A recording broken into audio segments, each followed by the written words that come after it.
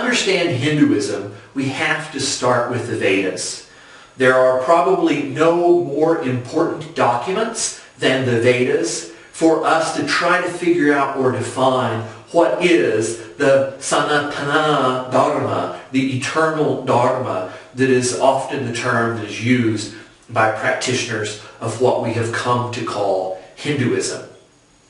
The Vedas are a very ancient text. The oldest of them is the Rig Veda. It was probably composed at least 1,000 years before Common Era. And it's almost certain that there were fragments of the Rig Veda that were composed 400 or 500 years earlier. And so some scholars actually place the Rig Veda as early as 1500 before Common Era. Now this makes it the oldest living religious text that we have as human beings today. Like the rest of the Samhitas, or the collection of the Vedas, the Rig Veda was written in Vedic Sanskrit. And so as you'll read, Sanskrit became standardized based upon the work of a very early grammarian named Panini. So Vedic Sanskrit is not the standard Sanskrit that came after Panini's work on the language.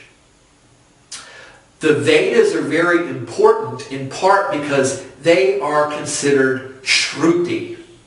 And this word Shruti means that which is heard.